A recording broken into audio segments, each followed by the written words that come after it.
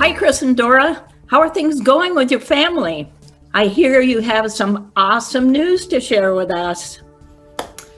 Okay, so we do have an exciting two things in 2020 that we didn't expect. One was that our adoption with our son John, which has been ongoing for the last 6 years, is pretty much done. We have two more home visits, but they've already approved us. They just have to do the home visits as the last hoorah, and then do the final paperwork. So we're really excited. Grateful. So we're really praying that by the end of this year that we'll be able to make it to the States as a family all together.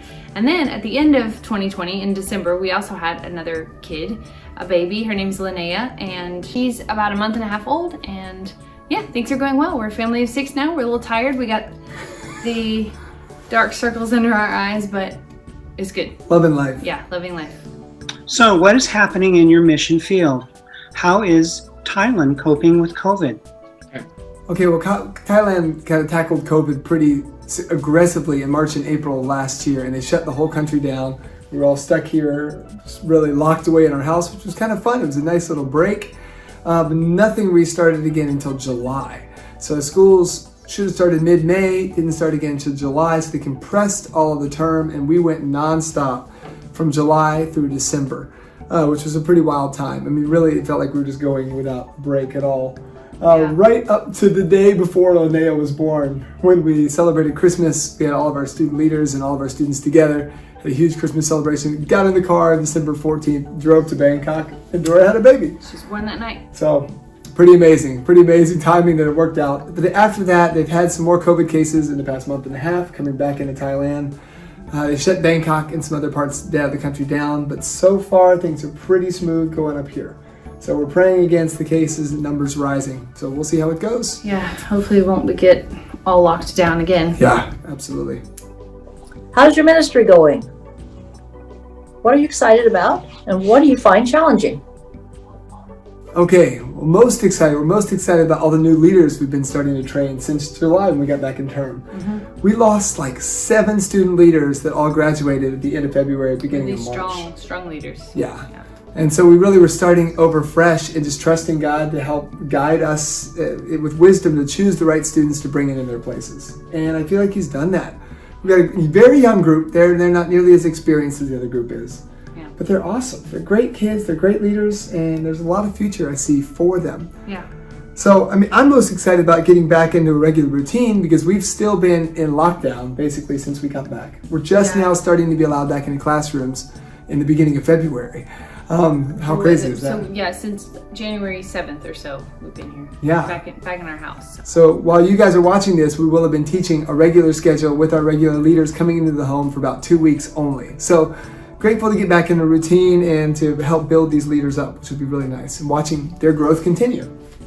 Yeah, and one of the also things that we're looking forward to, most excited about, is hopefully getting to the States, like we said, at the end of this year. We don't know, we're kind of not holding our breath because it's been such a long journey with the adoption. We're kind of afraid to get excited, but we hope that this will happen because we really just need a reset time. So looking forward to being in the States at some point. Hopefully getting to see you guys face to face. And then, so what is most challenging? I think, just scheduling right now, routine and all that, but we have been trying to build relationships with adults the whole time we've been here, 11 years, and we have a lot of relationships that are very surfacey. They never go deep. So it's hard because people are glad we're here. They're so friendly. They hang out with us, but they always hold us at arm's length. So that's challenging. That's definitely a prayer request, that we could just go deeper with some of our adult relationships. Absolutely. Okay, what can Central Church do to help you, and how can we be praying for you? Okay, well, our school just opened up a new library. We've always had a library that's the size of a room smaller than this living room right here. And the school just took an old building, converted the whole thing, built a big library. And I talked to the librarian a couple months ago, and she said that they've got literally no English books that are actually usable. They've got some upper end textbooks that are too hard for the kids to read. But we were thinking, man, if anybody was interested in helping us raise up a bunch of kindergarten to 2nd grade level readers, really easy level readers that kids can get their hands on and start feeling confident about their ability, man, we could share those with these students, leave them as a permanent set for the library here, and it would be a huge blessing. So that's just something that could be a huge blessing for us for sure. And they don't have to be new. Did you? Yeah, hear that? absolutely, no. They don't have to be brand new. If you have books in your house that are in good condition, kids' books, then please send them on. Yeah. But again, lower levels, preschool, kindergarten, 1st through 2nd grade. And if that was something y'all were interested in doing, we could talk about how logistically to get them over here at a later date and time. But that would be a huge blessing for this campus. Yeah. And then prayer, again, for relationships with our adults, that we'd have some breakthrough. There's a few relationships that, we see these people on a regular basis and have a good time hanging out with them. But again, all surfacey, and it's hard because we feel like they're not opening up. So just pray for that we'll open up. And we compare them with our student relationships, the students who are so hungry and ready to grow, it makes it more difficult and frustrating for sure. So we'll appreciate your prayers. And also just prayers for our own children. Just, they usually do really well, but every now and then they get just upset. They're sometimes not content with our life here. They want to go to America. They want to be with their grandparents, and just so pray for contentment, pray for their relationships here, that they would make really good friends as well. Because it's the same thing, I think sometimes kids are also holding them at arm's length. Yeah. So it's hard when you're the only different kids, Yeah. It really is. Yeah. Thank you, Chris and Dora, for sharing with us today. We are so excited about how God is moving in your family and in your ministry work. Is there anything else you'd like to share with us?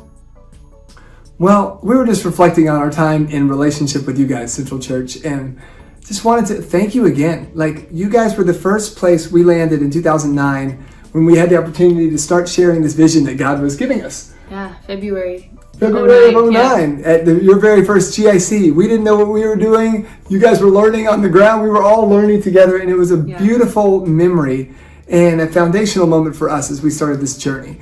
And so thanks for walking with us through this journey now, the past 11, 12 years, counting that time. And we're beyond grateful. And God's showed up in ways that we would have never expected. But it's so much due to you guys. And we love you. Yeah. And we're grateful. We're looking forward to hopefully seeing you in person Yeah. soon. Many blessings, guys. Thank you. See ya.